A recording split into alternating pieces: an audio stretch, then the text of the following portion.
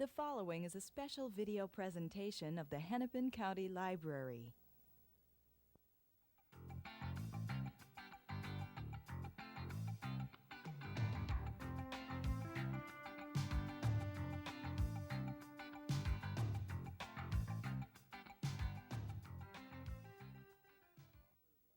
Welcome to a discussion with film buff, critic, and author Leonard Maltin.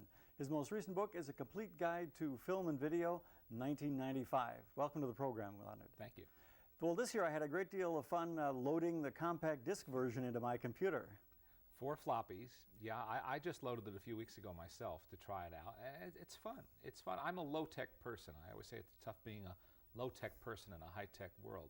But I was very impressed with what they did because a lot of people don't have CD-ROM, and whereas they do have a computer with a hard drive and Windows, there's millions and millions of those out there, and so this is a way of doing something you can't do with the book. I mean, I'm just an old fogey enough to want to still hold a book in my hand and turn those pages. That way. But you can't do a word search, you can't do cross references and indexing with the book in your hand, and you can do it with the computer, and so I think that's pretty neat. It really is fun, and you've got, what, 20,000 entries? 19,000. 19,000, and in this year's version, what, 300 new? About 300 new ones, yeah. Well, I have plus, of course, hundreds and hundreds of changes and updates and revisions and corrections of what was there before. Do you ever change your own personal ratings of films? Sometimes. I try not to do it lightly, but if I or one of my colleagues sees a movie after a number of years and feel strongly that we've underrated it or overrated it, we'll go back and change the review. Well, speaking about ratings, who actually rates the films? The PG-13, the R? That's a very mysterious those ratings. Well, question. We were talking about my star value ratings. The MPAA ratings, well, that's a board of people out in Los Angeles. A faceless board, from what I understand. Faceless board that you're not supposed to know very much about. It is intended that way. I understand that in a recent article, all it says is that they have children. And of course, I think that bothers a lot of people who perhaps don't have children. It's as though the ratings are being set by someone whose standards perhaps may not be their own. That's true, but then again, what are the ratings for? The ratings are intended primarily for parents. A childless adult doesn't need to be told this is PG or this is PG-13 or this is R. If they're interested in the movie, they'll go see the movie. I think that the ratings board was always, that's nothing secret or covert there. The intention was to help parents guide their children or make their own decisions about which films their kids should see. Do you think it's pretty successful, or how? I think by and large, on the whole, it's been successful. I have my quibbles. Everybody has their quibbles. I think one of the major things that a lot of people that I know say it's we're very lenient towards violence and much tougher on sex. Absolutely true. Absolutely true. At one time, if you uttered certain 4-letter words, you automatically got an R rating. Whereas you could enact physical acts and not get an R rating. So there are people who feel that standard is wrong also. That's very skewed. There's a much shorter lag time between the time a film is in the theaters and by the time it gets into video stores. Yeah. Well, the thing that confuses people is that it's unpredictable. Some films will be in video stores almost simultaneously with their theatrical release. There are some lesser films, some not that successful films that go out virtually at the same time. There are others that take 6 to 9 months, and then there are times that they'll jump on what they perceive to be a bandwagon. Mrs. Doubtfire being a recent example of a film that was still playing in theaters, making money, when they decided, let's get this on video right away while the iron is hot. And also, presumably, it's a worldwide phenomenon, deciding how films are going to be distributed, what shops they're going to end up in. There is a store out in Hollywood that specializes in Laserdisc, one of those technologies that still is around but never really seemed to capture the imagination. Well, Los Angeles is apparently the world capital of Laserdisc enthusiasm. I am part of that core of Laserdisc fans. And my very strong feeling, which is shared by others, is that if the video dealers of America had gotten behind it or were to still get behind this format, it would be very, very popular across the country. But right now, it's considered like a cultish thing. because most people have never seen it. They've never walked into a store and seen a demonstration of a machine working. I'll tell you what sold me. I can tell you exactly the moment that I got sold. I went to the Video Software Dealers Association convention, which I do every year. It's in Las Vegas every summer. And I go as a journalist, and I go around to see what's new and what's being shown. And Pioneer, which manufactures Laserdisc machines, had a demonstration. They showed you a film on a normal TV monitor, 25-inch monitor.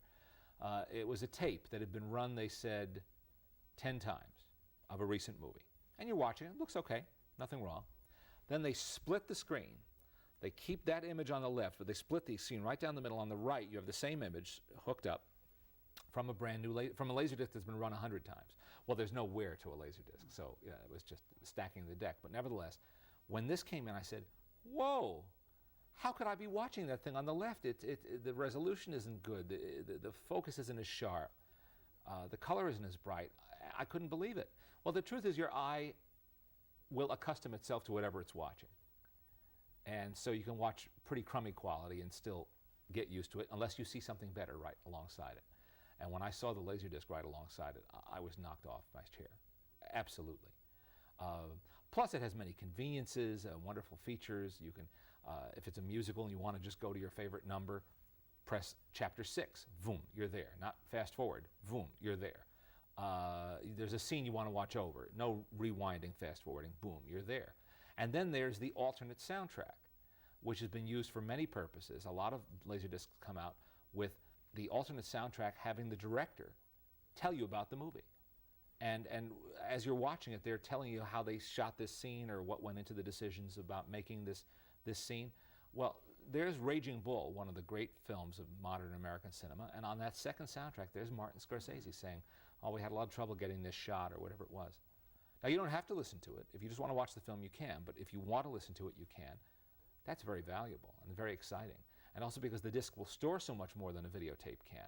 They put extras on it, frame by frame sometimes. You can get the whole shooting script, or you can get production scenes, or outtakes, or the trailer, many, many different things. All these things on Laserdisc, and they never wear out. You think now, too, with so many people getting compact discs, that this would be, in a sense, the wave of the future? Right. Also, they're not that expensive. Now, some of the deluxe ones are. But ordinary Laserdiscs retail from $29.99 to $39.99, something like that. That's not out of reach or out of range for a film you really like and that you really care about. It's not the same as $14.98. But then if the volume of sales were higher, they could bring the prices down. So I do this whole spiel because people who see it love it. In fact, everybody who tries it out becomes a proselytizer for Laserdiscs. But the problem is that across the country, video dealers and appliance dealers have not pushed it and have not done demonstrations. And what's more, the video stores across the country don't rent Laserdiscs, as they do in Los Angeles and in New York. And a lot of people say to me, gee, I'd buy one of the machines, they're not that expensive, if I could rent the discs. I don't have the money to buy a collection of Laserdiscs, but if I could rent them, I could. Well, in my neighborhood you can for $2, $3 a night. And that's very nice. But in most places you can't. We'll hope there's some entrepreneurs out there listening. I sure hope so, because it is the best format for watching movies at home, bar none. Everyone agrees. It's the best. Well, your book this year also has a wonderful collection of places where you can get hard-to-find videos, including Beta. Yes, there are even a couple of specialists in Betamax tapes for those who cling to that format. Which was a very good format, but again, life is not always fair. The engineers and experts will tell you as well as fans, Beta was and is a better format. The resolution's better, the sound is better than VHS, but it wasn't marketed as well. Also, you give a list of places to find hard-to-find films. When I went through the book, for instance, one of my favorite films when I was growing up was It Happened on Fifth Avenue with Charlie Ruggles and Victor Moore. Now, it said that it was available, but I had a tough time finding a place that had it. Because it was available, the company that manufactured it went out of business. So that means there are tapes out there somewhere, maybe in a warehouse, maybe on a used tape rack in some stores. They're out there, but you can't get them anymore because they're out of print. Just as books and records go out of print, tapes go out of print too. But maybe one of those hard-to-find specialists will be able to locate one for you. Also, another one of my favorite films, again from the 40s, was Stairway to Heaven, which has a very interesting story to it.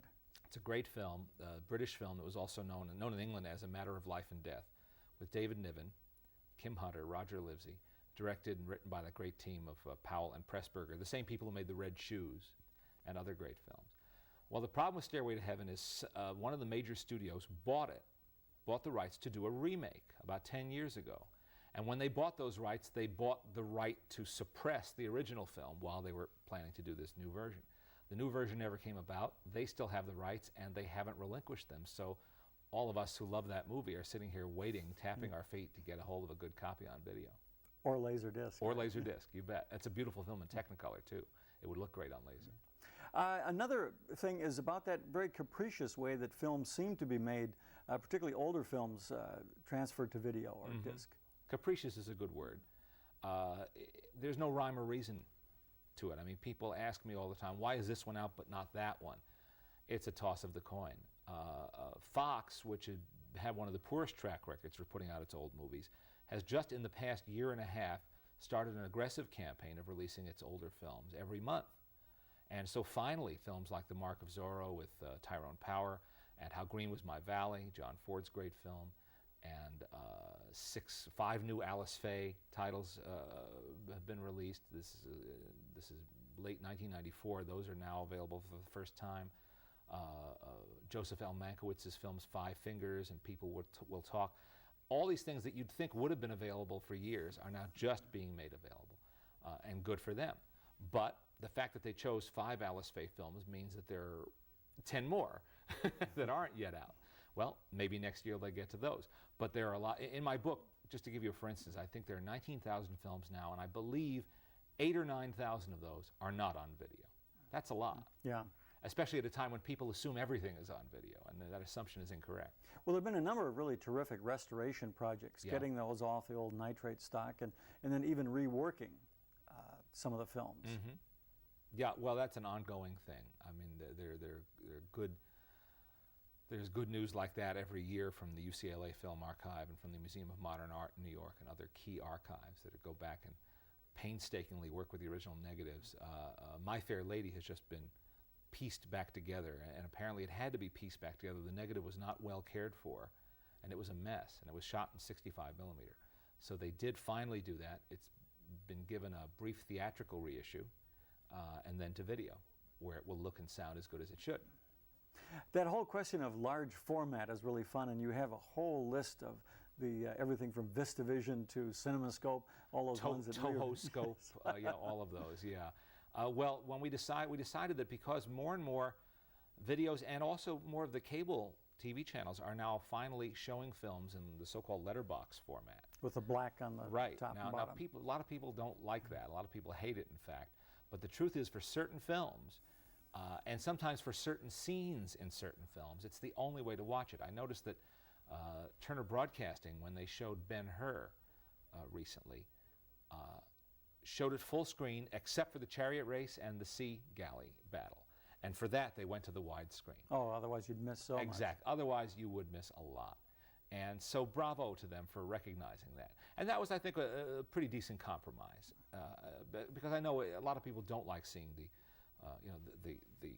image that way. But the truth is, if a film was well made in widescreen, and particularly the older films in the 50s, they wanted to show off that widescreen. Knock out that little competitor exactly, TV. Kick it in the rear. But unfortunately, those films suffered the worst when translated to TV or through home video. It was fun some years ago when they did Lawrence of Arabia. They discovered that a couple of the frames had been reversed. There's a million stories, and again, they go through these things frame by frame and put them back the way they should be. Also, another problem with some people is a question of whether to look at a film, particularly a foreign film, that's been dubbed or subtitled. No question as far as I'm concerned. Again, I understand there are a lot of people who complain to me they can't read the subtitles. If they're busy reading, they can't follow the action. There's no question, it's distracting, it is. But it's the way I prefer to see it, because I want to hear the actors' voices. I don't want to hear someone standing in a dubbing stage. Sounds like a bathtub usually. Exactly. It never sounds authentic. And even the better dubbing jobs, and there's some, let's face it, they do it pretty well now. They're pretty sophisticated. But even so, you're not hearing Marcello Mastroianni speaking. You're not hearing, you know, Gerard Depardieu speaking. You're not really getting their performance. So I find that too upsetting. I'll take the subtitle. It's strange when you go to a foreign country to go and see a film that you think you're going to recognize, and suddenly your favorite actor speaking Italian or French or German. Although now with many of the subtitles, they're highlighting them in a particular way so that the words don't wash out. On video, again, they've found ways to improve the process on video, and that's good. Colorization. What about it? You had to bring this up? This Yes, I had to. Yes, right. Well, I don't know. My big answer to colorization is why. That's what you know, I don't say much of anything else now. I just say why. Is It's a Wonderful Life a better movie now in color? I mean, you know, did it not wring tears out of you in black and white, but now it does in color? It's just absurd. It's absolutely absurd. The argument that kids won't watch films in black and white is long since disproven. Nick at Night, one of the most popular cable channels on television, is showing I Love Lucy and the Dick Van Dyke Show and I Dream of Jeannie black and white series and getting huge audiences. So don't hand me that baloney that you did it because kids won't watch Casablanca in black and white. That's a lot of hooey. You did it to make money. Okay, so you made your money. Now put those back on the shelf and let's see the black and white versions. Again, that's what people really want to see anyway. And haul them out for the 1980s is sort of a curio. Yeah, that's right, exactly. Now, I mean, not to be too flippant, there are some people who said they hate black and white and they really like watching them in color. Okay, I can understand that, but I still think it's poison. It's poison. Is that if people said to me, again, my kids won't watch black and white, I say, yeah, well, your kids also won't read a book that doesn't have illustrations in it now. But when they get a little older, they'll graduate to books that maybe have fewer illustrations. And then finally they'll read full-fledged text, you know, novels that you know, are just printed word. Well, you have to teach them. These movies were made a long time ago, but just watch it and see if you like the story. And if they're too impatient and don't want to, the hell with them.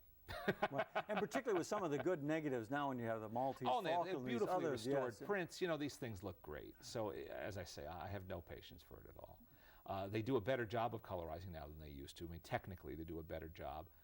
The resolution's better. The Cary Grant's electric blue suit in the Philadelphia story is now, if they redo that one, it'll settle down a little in the image. But it's pointless. To my way of thinking, it's pointless. One of the great additions to your book this year is 25 films that you should have seen but might have missed. Oh, my publisher asked me to do a little brochure like that we gave away. And I'm always happy to do that because every year good movies sort of slip through the cracks. And so it's nice to have a chance to call attention to films that are worthy of that attention. Just give us a few. Oh, well, I mean, I picked some going back to the 1920s right up to the 1990s. I mean, to cite an old one, a wonderful, wonderful 1927 film of The Student Prince, the old operetta. And it's called The Student Prince in Old Heidelberg. It stars Ramon Novarro and Norma Shearer, and it was directed by the great Ernst Lubitsch, one of the greatest directors who ever lived.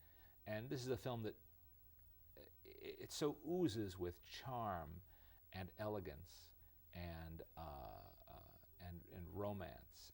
Just a lovely, witty, totally engaging film. Wonderful.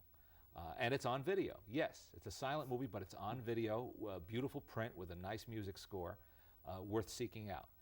To go to something much newer, King of the Hill, my favorite film of 1993. An outstanding movie based on A.E. Hotchner's memoir of growing up during the Depression. And it was written and directed for the screen by Steven Soderbergh, the young fellow who made such a splash with his debut movie, Sex, Lies, and Videotape. And it's the most vivid depiction of Depression-era life in America that I've ever seen. It takes place in St. Louis in the early 1930s. And it's about a 12-year-old boy who has to learn to fend for himself during these very hard times. And I thought it was just brilliant. Great film. And again, had a short run here in the Twin Cities. Yeah, a short run everywhere. Yeah. With the growth now of cinemaplexes, huge, with multi-screen places, it's often gives a second chance to some films that might not have made it in the first run house. Yes, well, that's all to the good. Of course, video being the ultimate resting place for these things, and it gives them a new lease on life. This has been a terrific last couple of years for food films. I know that you're a food buff as well as a film fan.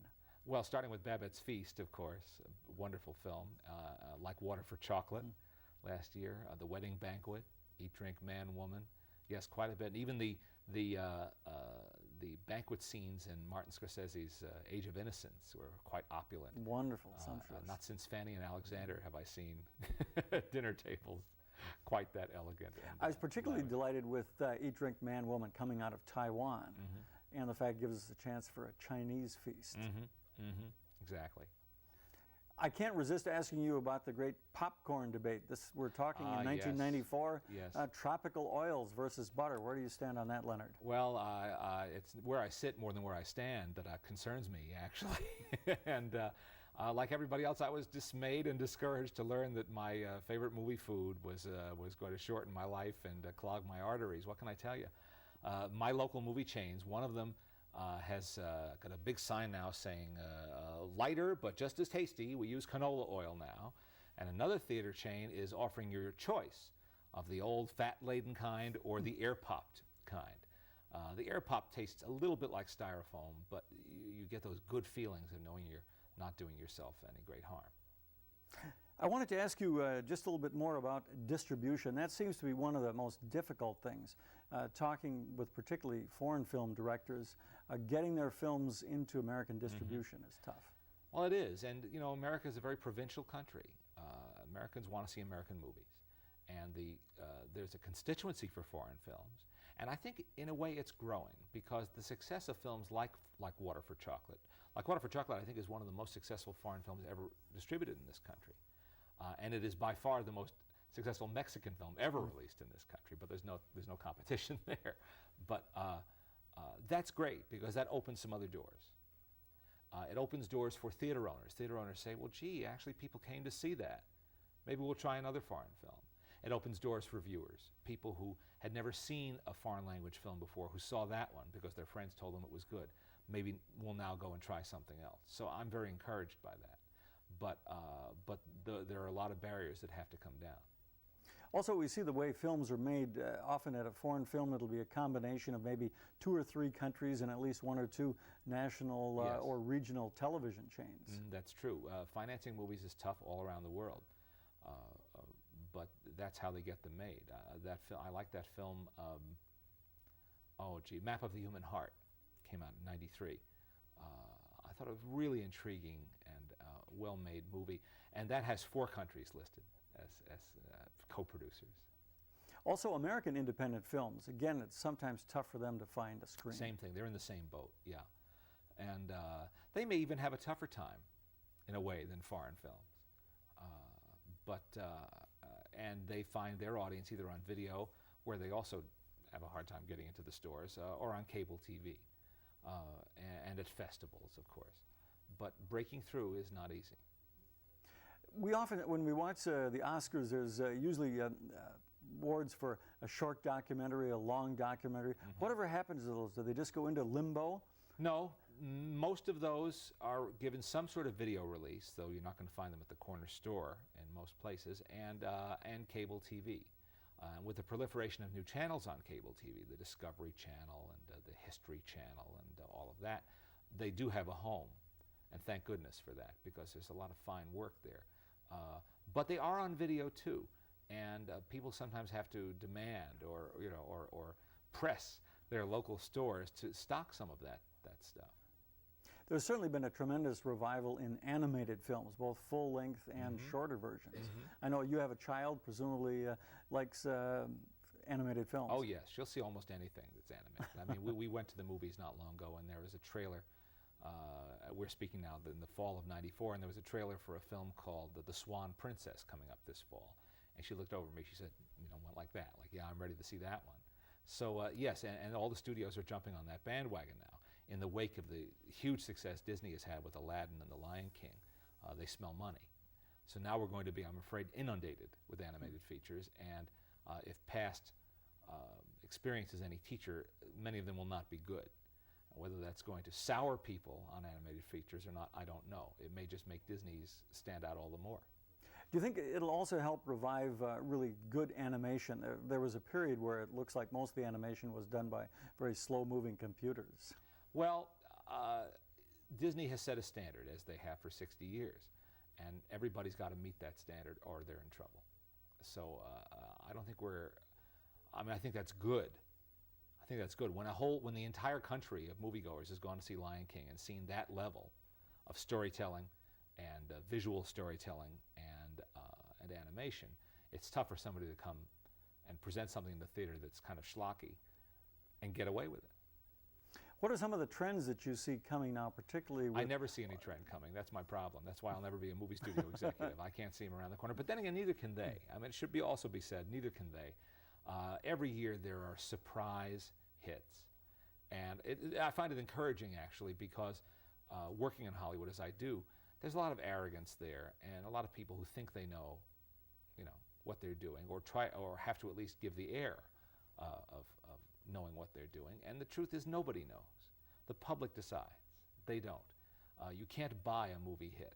You can't. You can spend millions on advertising, and if people don't want to see it, they're not going to go. I think Truffaut said it takes as much time to make a turkey as it does a hit. True, and Samuel Goldwyn once said, if people don't want to go out and see a movie, nobody can stop them. So. What about the technological changes, both that are coming in movie making equipment and then receiving? Well, in the home arena, it's all to the good. We're going to get better, bigger and better ways to watch movies at home. I don't know what the latest is on high-definition TV and when it's really going to be winding up. I was hoping to ask you that and find out and get the inside. No, there are constant delays and problems and arguments and squabbling, but someday that will happen, and those are designed to be widescreen TVs. And that's going to be sort of interesting. I mean, I don't know if I'll watch The Price is Right like that, but it will be great for movies, of course.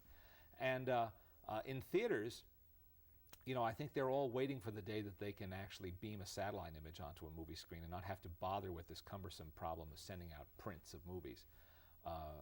But so far, no one's come up with a solution to that really works. Again, distribution.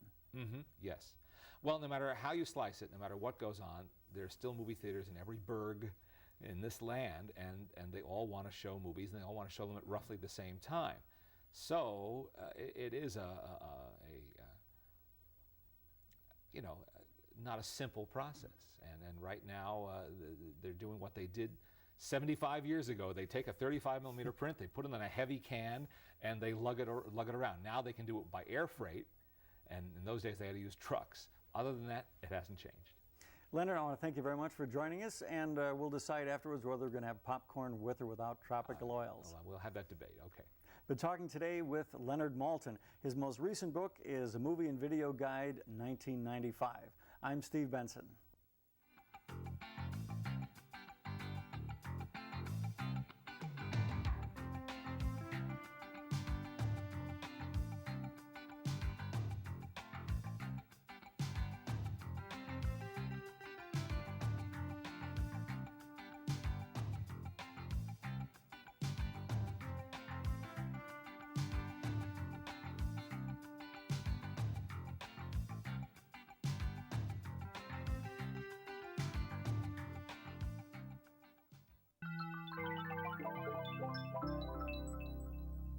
A presentation of the Hennepin County Library.